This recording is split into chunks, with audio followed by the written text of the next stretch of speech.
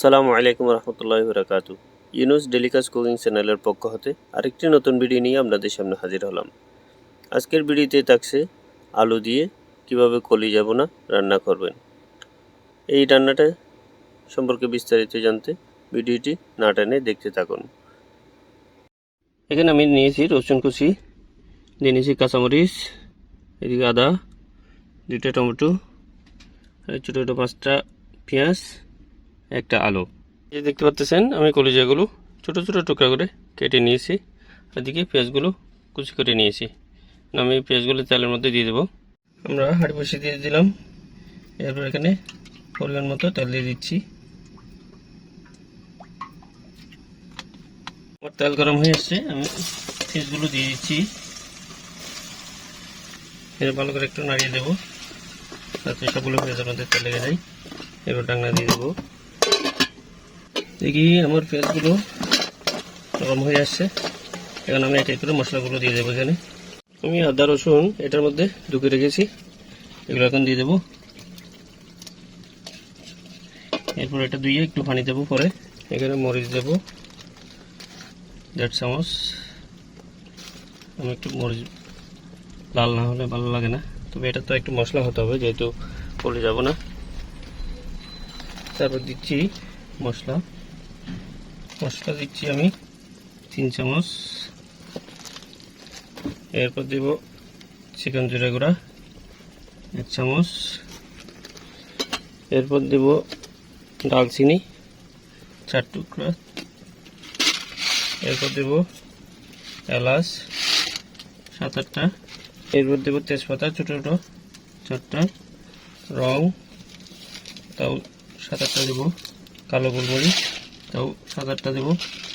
এরপর দেব পরিমাণ মতো লবণ আমি এখন অল্প পরিমাণ দেবো, পরে দেখে আবার দেব।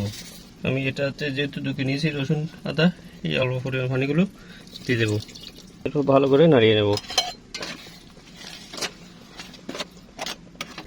এখন আমি ঢাকনা দিয়ে আরও 5 মিনিট রেখে দেবো। এভাবে দেখি আমার মশলাটা কেমন হয়েছে।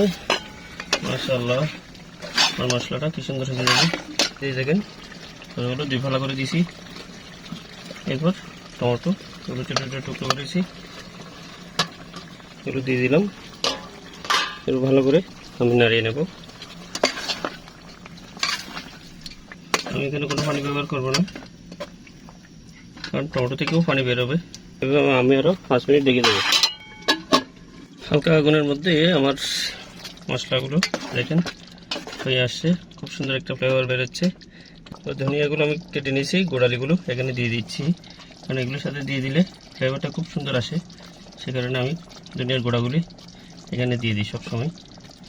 আপনারাও ট্রাই করে দেখতে পারেন, ফ্লেভারটা কিন্তু খুব সুন্দর হয়, খেতেও খুব স্বাদ হবে। এরপর আমি এখন দিয়ে দেবো সেই কাঙ্ক্ষিত কলিজা ভুনাগুলো। আমি খুব সুন্দর করে পরিষ্কার করে নিয়েছি, এখানে কোনো ব্লাড নেই। অনেকগুলো থেকে ব্লাড থেকে আমি ভালো করে ধুয়ে নিয়েছি। কিন্তু এখান থেকে আমি কলিজাগুলো দিয়ে দিচ্ছি। কলিজাগুলো দেওয়ার পর আমি ভালো করে নাড়িয়ে নেব। এই যে দেখেন ভালো করে নাড়িয়ে দিচ্ছি। আমি এখনও কোনো পানি ব্যবহার করতেছি না, কারণ এখানে অনেকগুলো পানি বেরিয়ে গেছে টমেটো থেকে। এভাবে আমি আরও 5 মিনিট রেখে দেবো। এই আমার কলিজাগুলো কেমন হয়েছে, মাশাআল্লাহ, কলিজাগুলো হয়ে আসছে, সিদ্ধ হয়ে গেছে একেবারে কলিজাগুলো। এখন আমি আলুগুলো দিয়ে দেবো।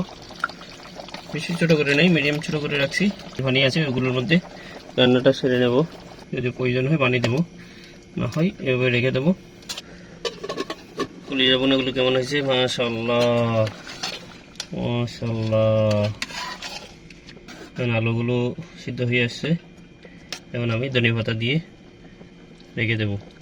আমি ধনিয়া পাতাগুলো কুটে কুটে রেখেছি, এখন ওগুলো আমি দিয়ে দিচ্ছি।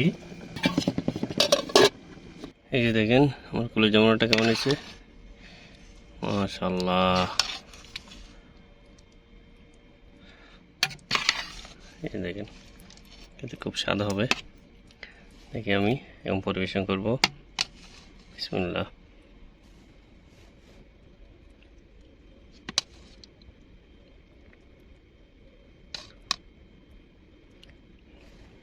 প্লেটে গরম গরম ভাত, গরম গরম কলিজা। মাশাআল্লাহ, দেখি কেমন হয়েছে স্বাদটা। বিসমিল্লাহি ওয়া বারাকাতুহু। মাশাআল্লাহ, সেরকম হয়েছে, লবণ মরিচ একেবারে পারফেক্ট। তো আপনারাও চাইলে এভাবে খুব সুন্দর করে রান্না করে কলিজা ভুনা খেতে পারবেন। তো আমি খেয়ে নিই, আপনারা রান্না করে খান, কীরকম হয়েছে কমেন্টে জানাবেন। ঠিক আছে, দেখা হবে অন্য কোনো এক ভিডিওতে। আল্লাহ হাফেজ।